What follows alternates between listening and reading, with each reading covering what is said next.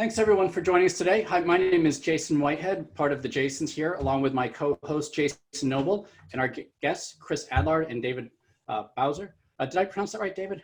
Daniel Bausor. Oh, Daniel, I'm so sorry. There's a typo here. Wow, off to a great start. They are the authors of The Customer Catalyst, How to Drive Sustainable Business. Chris and Dan are both very experienced customer experience professionals, and they've worked across a range of industries and some great companies. And you know, in their book, they've created an excellent framework around the C change to help CEOs drive change in response to the customer economy. So we're really excited to have them here. And as you know, we're always looking to be bold in customer success. And you know, Chris and Daniel have some great experiences and some great ideas around that. And today they're going to share us their insights around the customer economy. Or the customer catalyst as well too. As we're going forward here, if you have any questions, please just type them in the Q&A box, and we'll probably save a lot of them for the end, but you can go ahead and type them in as we get going. So thanks everyone for being here today. Anyway, if you wanted to go and do some quick introductions, would love to hear, you know, Chris and Daniel, how you guys met and connected and how you got started and how all this came to be. So good afternoon, good morning, everybody. Dialing in from London today, and I've sort of got 25 years B2B and B2C experience in consultancy and in-house. And Chris and I had the fortune of meeting each other a couple of years ago at the B2B marketing conference in London, where we were both speaking about customer centricity, and really sort of just got on immediately and had that shared passion of the customer, and sort of then things have sort of gone from strength to strength, and we came up with the idea for the book about sort of a year and a half ago, and then the rest is history. Wow, that's excellent. A year and a half and you already got a book out. That is super fantastic. Excellent. So to kick us off, you know, in your book, you guys talk about the customer economy, and can you tell everyone a little bit about what is the customer economy and why are we talking about this now? And haven't we always had customers? What's different?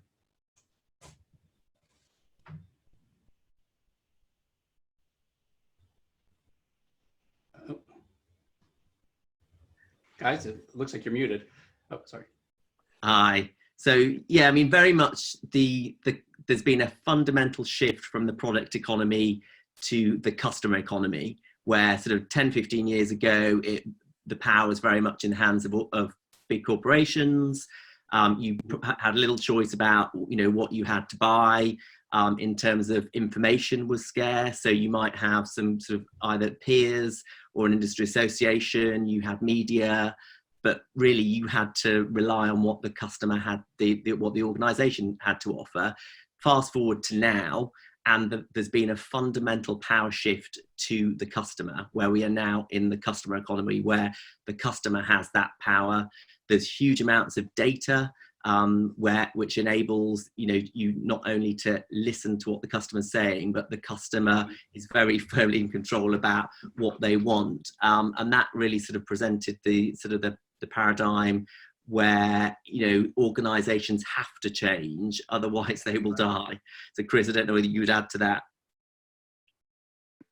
I think Daniel, you summarized it really well. You know, we all know that bad experiences that we have with any brand hang around like a bad smell, and now it's really the customers, you know, the company's advocates that are effectively the new sales organization. Companies are growing because of happy customers, and this isn't just about the SaaS world. This is about every industry that we're in. Every single industry is digitizing at such a rate that the ones that really get this agenda, that really embrace the customer economy, are the ones that will be successful, and that's what we talk about in the book. So yeah, we feel like this is a topic that hopefully everyone on this call is really tuned into, but certainly we've had yeah, we've hit on a big theme here, we hope. I think just that, adding to that, Chris, actually, you know, what we've sort of seen in the last year is some real fundamental changes globally, which just reinforce that trend. So interestingly, last year there was the US Business Roundtable of the top companies in the US, so the likes of Amazon, Google, Apple, and they all signed up to a declaration to say that it was no longer good enough to you know, have short-term quarterly revenue drive, and that it had to return to the pursuit of the customer, which, if you think about it, these are, you know, highly profitable customer-led organizations. They didn't need to do that, but the fact that they signed up to that declaration, I think was you know, really notable. So if, you know, if they feel they have to do that, you know, I think that's quite significant, and I think it just sort of adds to the weight, and particularly with the customer success community. I mean, you guys have all realised the importance of the customer and how you have to adapt constantly to what those needs are. So I think there's never been more exciting time. I think you've hit on a really key point there, Daniel. It's these. This isn't something that's just come about. It's these big organizations realizing that there's something that has to be done here, and you need the likes of Apple, these big guys here, to help drive this change, because a lot of organizations still struggle with it. And I think, you know, big and small, it's really organizations are really challenged with how they make this shift. I love the way you guys, when you met at this customer centricity conference. I think that's where I might have met you as well, Chris, and I didn't meet you, Daniel, but Jason and I, we met similarly at a conference back in London, just got talking. And what I love about the book, when I read it, there's just so much in it that really resonates. And it really, for me and Jason, I love it. It's just like, it's not necessarily aha moments for us, but it's like, yes, just resonating and reaffirming what we've been saying for a long time. So to have you guys saying the same things and kind of to drive this like this has been phenomenal. One question I'd ask you is that a lot of the books we're seeing published right now are kind of focused around customer success. I think what you guys have done is very different, and you've got I think it's a really catching title that means a lot more to a much broader audience. But where did you come up with the title, The Customer Catalyst, and why the Customer Catalyst? It's funny because we were just talking about that before we started the session here. You still don't know. Actually, it was quite hard to come up with a name that would work from a, you know, that was true to, you know, the subject matter that we wanted to convey, and also that would actually have shelf appeal, if I can call it that, you know, from a virtual or a physical point of view. So that balance between the publishers and what we wanted to say, we got there in the end, and we tested it out with some CEOs and other business leaders to say what would resonate. And we came up with something which we think works. And interestingly, you know, there are tons of books, to your point, Jason, that are about the disciplines of customer-centric growth, be it success or advocacy or engagement. And essentially, it's not about any one of those communities in our mind that have the monopoly on customer-centric growth. Is actually the combination of all those things together. And that's what's different about this book. It's about bringing a framework that helps CEOs and other business leaders to drive that growth and leverage all the great stuff that's happening in these different pockets. You know, you often hear when you go to customer success events that the customer success people feel like they're flying the flag on their own. And then you go to an experience event and they're saying the same thing. So at some point, those activities and those communities have to join together in a more cohesive way to drive growth. And that's what hopefully we've brought to the party here. Yeah, just adding to that, Chris, I think that's so true. And I think when we were both researching the book, we found that there's a really interesting stat that 57% of the top FTSE 250 CEOs are from finance backgrounds. And if you think that a lot of people from finance backgrounds may not have had that direct customer facing role or experience, we felt there was a real, you know, gap in the market to have a book that talked from their perspective about how to pull all those aspects together to drive growth. So I think that was sort of one factor. And then I think the other factor that's quite interesting is that the CEO of Unilever, Alain Jope, talks about Gen-zennials, so Generation Z and millennials. And they are, you know, the new customer decision makers. They no longer want to work for organizations that aren't customer led and don't have customer led values. They will literally walk away. They'll go to different organizations. And I think whereas sort of 10, 15 years ago, organizations could pay lip service to customer centricity and say they were customer led and they did X, Y, and Z. But actually, if you scratch between, you know, under the surface, they weren't really that customer led. And I think that's what's changing now, that transparency of the data in the book. Dunnhumby, you know, who founded the Tesco loyalty card, he said data is the new oil. And I think that's really interesting in terms of what that allows organizations to do in terms of center the whole organization around the customer, because you can dynamically listen to the customer's voice now. It's not a case of, doing your quarterly NPS survey and you tick that box. It's much broader than that. I think that's what's interesting. I think that's spot on, and it is. There's a lot of organisations that are just playing lip service to it. You'd never get an organisation that says at the top, "We're not about customers," but it's almost. I think we have been product focused up until now, technology focused over the last few years, but it's now coming back full circle and putting the customer back at the centre where it's been. And it's just interesting to see kind of the different ways you talk about it. I think you've nailed it with the title personally. Thank you very much. If you haven't read the book yet, I highly recommend it. It is excellent. Actually, Chris, one of the things that you started to say I wanted to come back to was talking about how the power has shifted towards the customer. And, and you said it's not just the SaaS model, but I think there's a large piece there. What do you think is that the biggest power shift? Is it this social media and social presence that every customer can have and every individual can have? Or is it that combined with the SaaS business model? Or what do you think is the biggest driver of the power shift? Well, in the book, we talk about ultimately the root of all this is digital, the digitization of the industry, or the technology, the way that technology is affected every aspect of our lives. And on the one hand, to think about someone like Robert Smith, who is the chairman of Vista Equity Partners. They own about 30 different software companies. What he's saying is that their aim is to remove as much manual process in the way that businesses operate so that everything is digitized. With COVID-19, everything is digitizing even quicker. You've probably seen all those pictures of the wrecking ball, the digitization wrecking ball, changing everything and turning everything on its head. That's really accelerated digitization. So there's a digitization of businesses is one thing. The other thing is, because there is so much information available about any company, about any product that you ever wish to imagine to buy, you literally, the power is in the hands of the customer. They can just look it up. They can look at user forums. They can look at communities. There's no point a marketing message coming out from a company saying this is great, blah, blah, blah. The only thing people are really going to look at is, okay, I like the presentation that you provide me, but does it actually deliver what you said it would do? And that's not about SaaS necessarily, although, you could argue SaaS is at the forefront of that because of the subscription economy and the way that works. But it's about everything. It's about the way consumers buy. It's about every business, and those companies that can't adapt quick enough to the digitization of things are going to lose out. I mean, look at Starling Bank, it was one of the customers we had in the book, one of the companies. We interviewed the CEO there.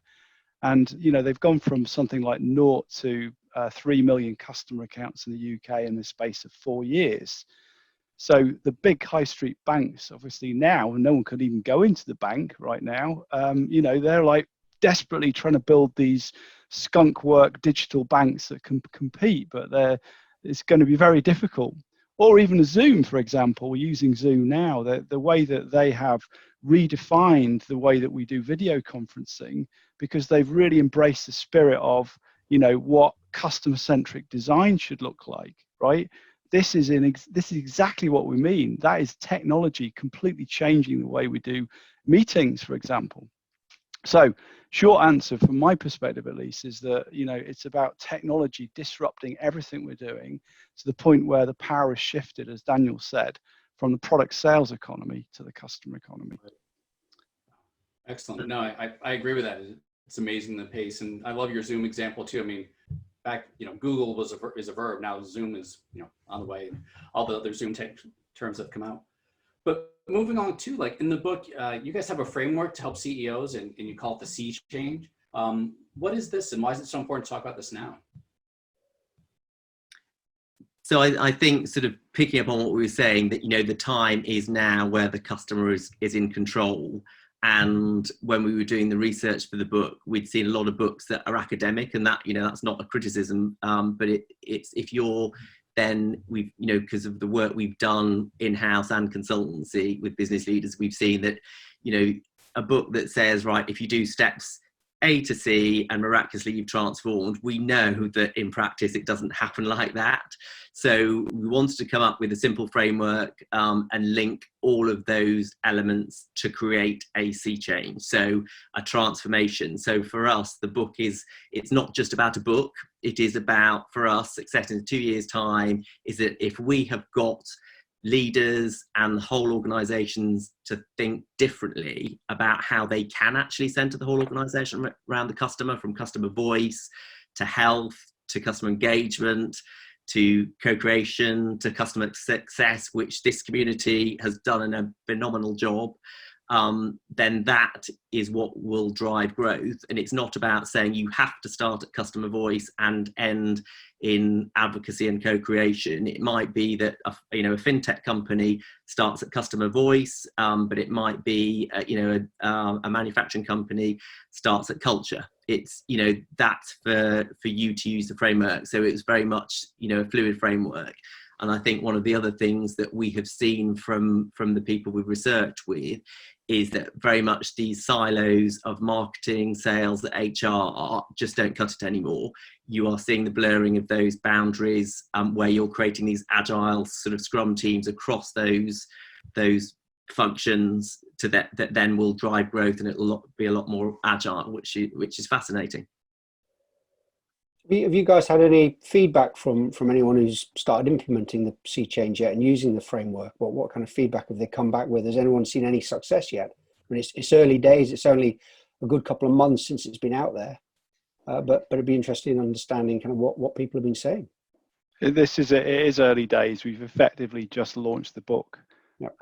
But what we do know from the people that have read it and that have started thinking about this, that there will be, there's appetite to use it. There's one person that's read it that runs consultancy for large hotel chains and read the Ritz-Carlton example. We interviewed the ex-CEO, Horst Schulze, who came up with a phrase, "We're ladies and gentlemen serving other ladies and gentlemen."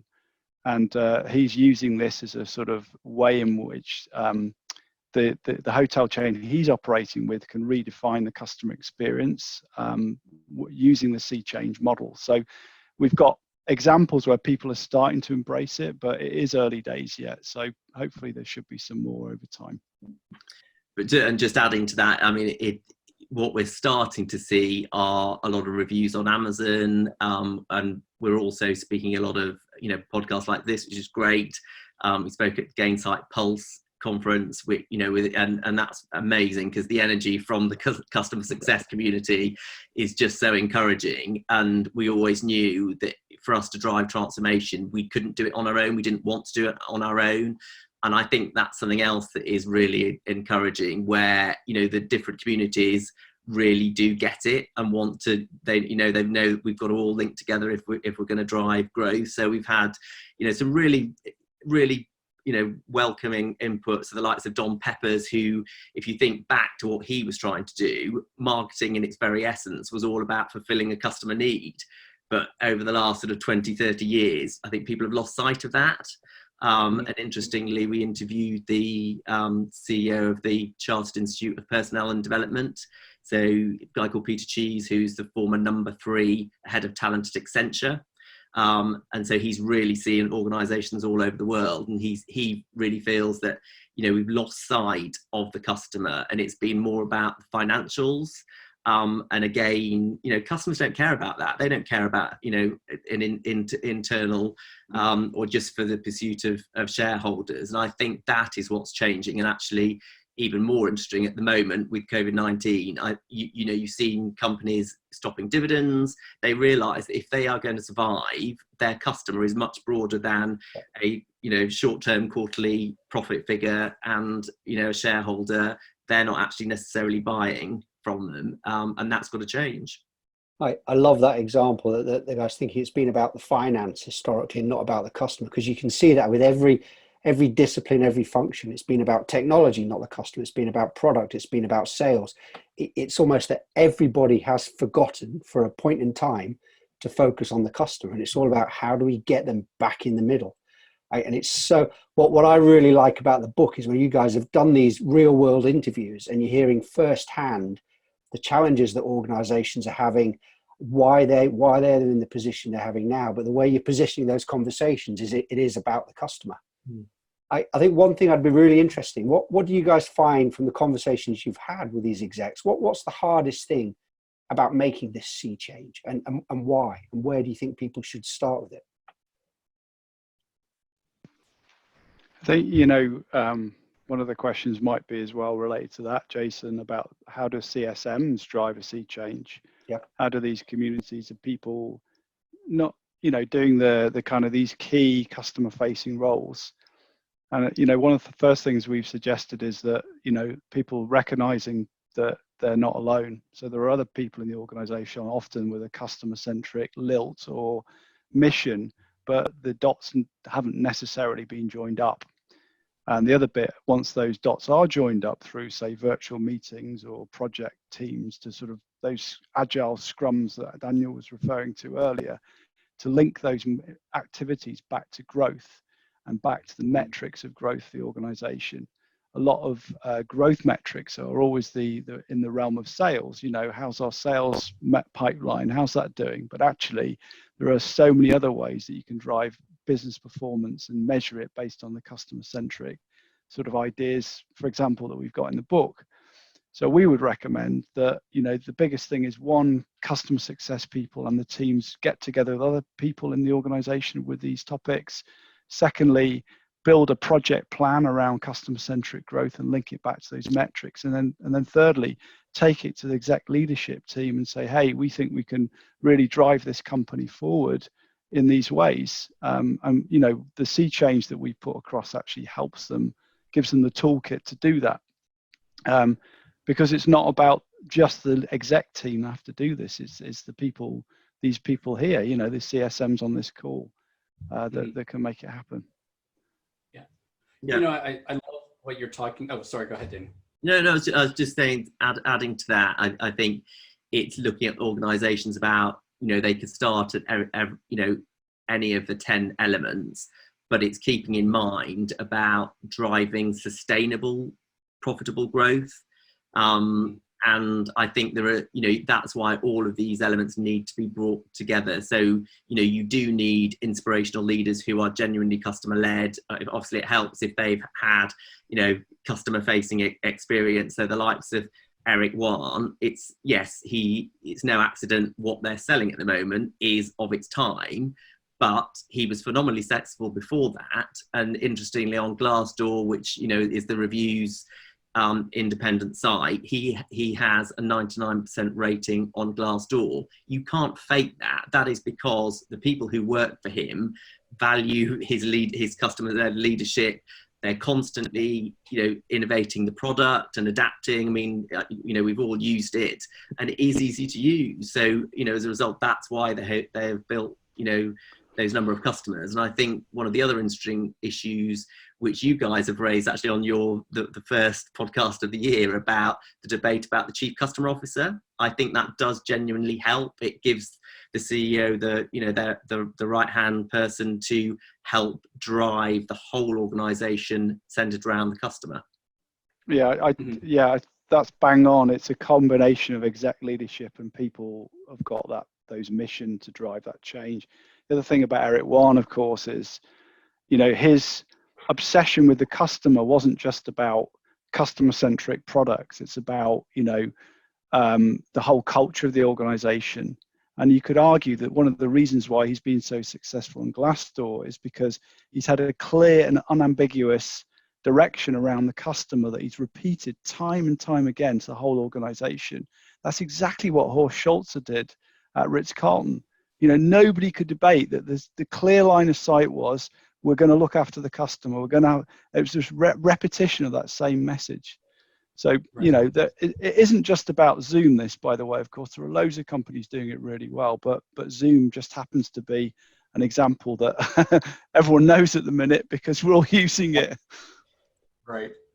I love too what you were talking about there, helping the CEOs to have this more customer-centric view, because I know a lot of customer success people and leaders really struggle with getting the rest of their organization to share that philosophy. And how you've also talked about the changes that need to happen with the sea change. So with all that coming down the pike, how do you think, customer success and customer experience in the other departments and disciplines, how are they going to change in the future? And how will things look different 5 and 10 years down the road as a result of this kind of awareness and awakening? I mean, I'll just jump in briefly on this. So the future of the company arguably is not about silos. Silos are the enemy of customer-centric growth. I don't know how you all feel about that and the people on this call. But, if you look at the ones that are really doing this well, they're breaking down the silos. Slack is a good example. They don't have services and support. They have customer success. They brought that together. So imagine a company that's aligned entirely around the customer experience journey, rather than necessarily, hey, it's a job of sales, it's a job of support, it's a job of this. So you could argue that the silos will break down and they will diffuse. There are obviously some activities that are definitely in the domain of that particular function, but that has to blend, not just from a cross-functional teaming perspective, but actually structurally it has to change. And the other bit, of course, is by having these different customer-centric communities, some of which have been around for decades, like customer experience, creating another set of people in customer success is almost creating another lot of silos. So, we're saying, forget the silos, don't worry about the silos on the functional level, but also don't worry about it on the customer level. It's all got to come around the journey of the customer and think an outside-in approach. That's, that's my first thought on that. I don't know, Daniel, whether you kind of how you think about that one. Yeah, no, I agree. It's thinking about taking a step back from the customer. Who is the customer? So all of those lines are blurred. It used to be, an employee is an employee, a customer is a paying customer. That has all flipped on its head, and you can be a customer and an employee, a customer and a partner. And I think organizations need to really think about that. And where the technology is there, where you can constantly monitor and adapt to who that customer is. I mean, if you think about, the current climate, I mean, there have been some most amazing examples of customer-led organisations who have changed very, very quickly. So you've seen Emma Walmsley, who we featured in the book, who's the CEO of GlaxoSmithKline. She has been passionate about treating the employee as a customer as well as the traditional customer. For her to then work together with their arch rival Sanofi to work on a vaccine would have been completely unforeseen, I think, a couple of years ago. Similarly, the example with the UK government here, you've had Alok Sharma, who is our Secretary of State for Business, who then put on Twitter about co-creating for ventilators with a number social media handles. For government to open up to co-create with citizens has been phenomenal, and I think that's actually quite exciting. But for organisations then to step up to that, you really have got to blur the organisation's boundaries and really listen to the customer. And it sounds very trite, but it is very true. And then actually really work in a much more dynamic way across those functions about what the customer needs first, rather than what the internal needs of the organisations are, I would say. But I don't know what Jason, Noble and Whitehead, what you would say to that. Yeah, I mean, I think you've hit on some really key points there. And I think if we look at the current situation now with COVID-19, I think you will, as a result of this, you've seen some organizations that are really doing the right thing by their customers. Look at some travel agents, for example. But on the flip side, there are some organizations that are absolutely thinking about just themselves. They're not focusing on the customers, and they're thinking too short term. Now, it is a nightmare position to be in. There are some very difficult decisions, but I really do think that once we get back to a state of normality, what us as customers are going to remember is the organizations that helped us and were there for us throughout this. And those organizations that haven't been as quick to change and as quick to focus, and like you say, as quick to share and work in a broader audience, are really going to be the ones that people aren't going to go back to. And I think that's a definite shift that we're going to see. There's another key thing that I'll pick you up on what you said. You said about customer leadership, customer-led executive rather. And I think it's a brilliant term, because it's not one person, it's not one team, it's the whole exec team. And I've talked, and I'm a big fan about the chief customer officer, but for me, that role isn't a person that's got responsibility for a team.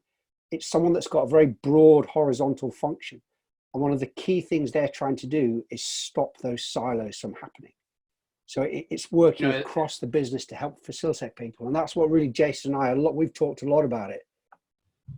Yeah, in fact, a couple of times I argue it should be the chief collaboration officer to really break down the silos and get people working more effectively and see where it goes. And, I love what you're saying too about the customer loyalty. I think already with the current situation, talking with neighbors and things like that, obviously from 6+ feet away, people were talking about, how can they support local businesses now to help support their livelihoods? And they want to see them succeed. They want to see them be a viable part of the community.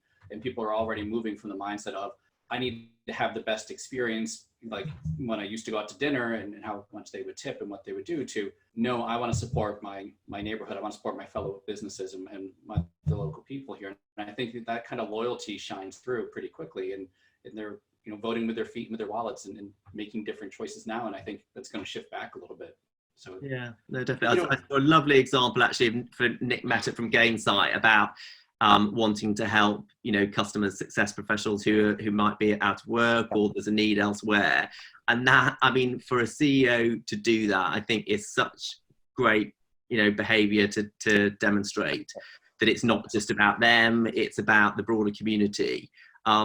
And similarly, there are, the bad examples as well. So we've seen, banks who, when the base rate is under 1% and then they are charging 50% interest rate and expecting you to stay with them. It's disgusting. It is disgusting. And they're not customer-led organizations. It brings me back to an example that Chris and I had when we set up the book. We had to set up a bank account. And we did it with a high street bank. And actually, notably, this is one of the banks which is now charging that 50% interest rate, which that's a whole other story. But that is in direct contrast to Starling Bank, who, with the government-backed loans, they got those government-backed loans to their customers within 48 hours, which is amazing because they are totally centered around what their customers need, and they're fulfilling that need. Yeah, that's amazing. Let me ask you another thing that Jason and I have started to talk about another time as well too. How do you see this playing out for companies that are focused on being low-cost providers or historically may not have given a damn about the customer experience? Like the one that comes to mind is like a Ryanair, kind of thing where they're not really renowned for a great experience, but they'll get you where you want to go cheap and occasionally in one piece. Yeah, you might have picked up on the fact we have the Ryanair case study in the book. The Ryanair case study is kind of the exception that proves the rule in some ways, because everything you learn about customer experience being good, they do arguably, the opposite. They do everything they can to cut costs. Personally, I get a headache every time I go on a plane for Ryanair. Daniel and I I don't know if you feel the same way, but the yellow and blue color scheme just gives me a headache. The bright blue thing, bright yellow. Anyway, that's another story. But they themselves have recognized that they've stripped all the cost out of that industry, and now they're setting up customer care initiatives that weren't there 5 years ago. So I think it's almost reached a point where the whole industry's got to a low cost leadership position that it's starting to become more important for even Ryanair to add the customer experience back in the mix. We don't know how that's going to play out, but hopefully there is room for improvement for a Ryanair to start doing right by the customer a bit more. I think it's a very interesting case study, that, because you look after we've finished to kind of go back to normal now, travel's going to change. There's already talk about some airlines having to have the middle seat free. Well, suddenly that means they're not getting as much revenue, costs go up. So the idea of low cost travel could well change, and it may then be about things like the customer experience. It's not just about going from A to B, it's how I get from A to B and what's the experience. And I think these are big things we're going to talk about and see changes in the future. You guys talked through a number of some really interesting kind of case studies that you've done. Are there any other notable ones that you'd pull out from the book? Either case studies, interviews with execs, with businesses that you've talked through? I think it was the one that's close to my heart is with Signify, which was formerly Philips Lighting, which are undergoing a fundamental transformation from conventional lighting to Internet of Things and connected lighting for smart cities to, consumer lighting in the home. And there is an amazing lead customer-led leader called Martin Peters, who is their head of co-creation and people insight. So I think that is fascinating, where actually if you're looking at nurturing customers as advocates and then they are willing to literally co-create new products and services, that's a fascinating area for the customer success community as well. So they have a very successful consumer product called Philips Hue, which you may know about. It's connected sort of lighting in the home that you can synchronize with, music for kids to your lighting or to movies. It seemed too complicated to set up. I've not done a few other things, but not the Hue system. But they looked at co-creation with a group of Dutch consumers, and they literally, brainstormed. They look at where the business was going, what consumers were wanting and needing, and they developed a completely new product category called the Philips Hue outdoor light strip. So literally, again, linking back to your connected Hue system bridge, and then you could control the lighting from your app in your garden, because that's a big area. That has gone from a non-existent product category with zero revenues to multi-million euro revenues. It's got design patents. It has won design awards, and I think is a really cool example of how you can develop completely new products and services just by listening and adapting with your customers and partners and so on. So that's quite a cool one. Chris, I don't know whether there's any others you would add to the ones we've already talked about. No, I mean, we've got 70 case studies and interviews with, really good leaders across the industry, across multiple industries. I mean, we've listed them out, but we worked hard to really get some really senior people in those organizations who have to your point, Jason, a really different take on this, and not just from a practitioner level, but from a leadership level. So hopefully that will come across in the book for those that are kind enough to look at it. That is one of the things I really love about the book, is I think all the interviews and case studies, they really make your points come to life in a very practical way. Like this makes a lot of sense, and it makes a lot of good business sense for organizations going forward, and that's great to see. Let me ask you, as organizations start to go down the sea change of their own and start to look at this, what are some of the big challenges or mistakes that they should keep an eye out for or try to avoid? Where do people go wrong?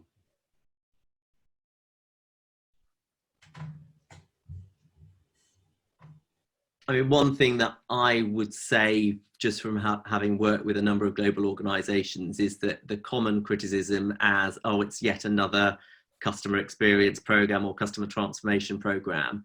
I think try and tie it into an existing one, so it's not like, I've got another, that is that huge effort.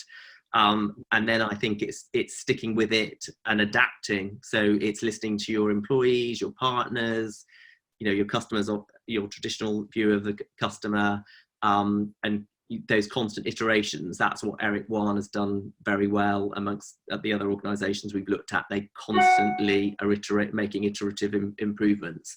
And I think that pays off. There's no substitute for, quick fix. It is hard work, as we all know.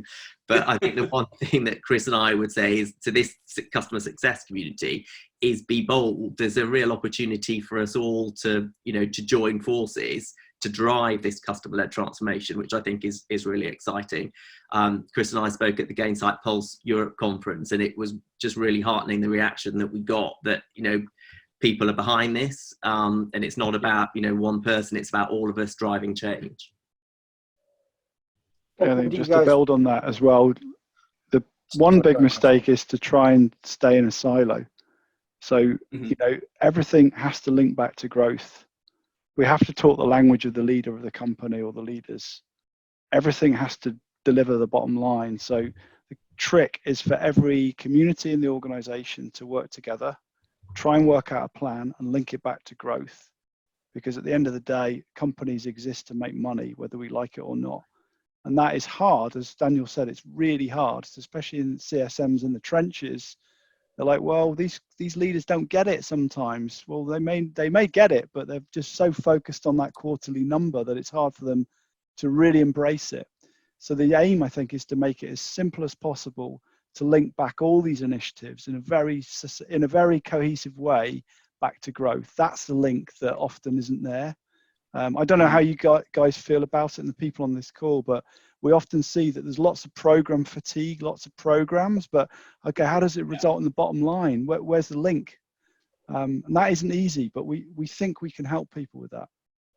I think you've covered a key point there, and it's growth is ultimately what the business is about, you know, be it customer growth or financial growth, but it is about that growth, and it's how do you relate what you're doing back to that. So it's individual team objective, individual objectives, all feeding back into what the business is trying to do, and then to do that with your customers. So I like the idea of kind of program fatigue. And I think your idea, Daniel, about just how do you utilize an existing program that's going, because we do all of these transformation programs that all businesses are in. We look at the idea of digital transformation, how much it's been accelerated over the last month, but that there is that real risk that someone says, not another program. How do we not see how do you bring the customer side of it into every single program, and how do you piggyback off some great work that's already been done? Because a lot of these programs have had some phenomenal success. So how do you take them to the next level? Definitely. And also, I think it is up to us as a team. We're passionate about customers.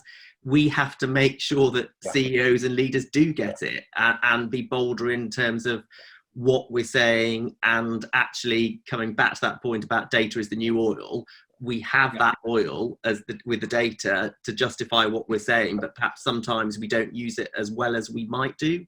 So I think that's another key point as well.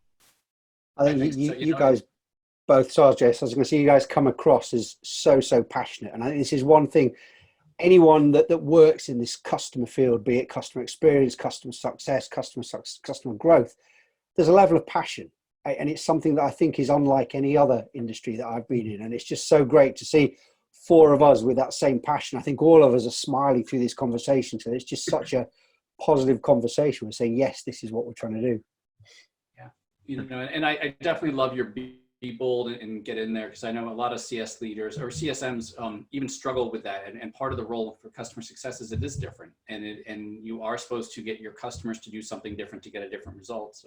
And I think internally the same thing applies. You know, and I love what you said about relating it, putting it in the language that they'll understand. Kind of like I tell my kids all the time, you know, the secret to getting what you want is make it easy to say yes. You know, so just sort of Very true. Go from there.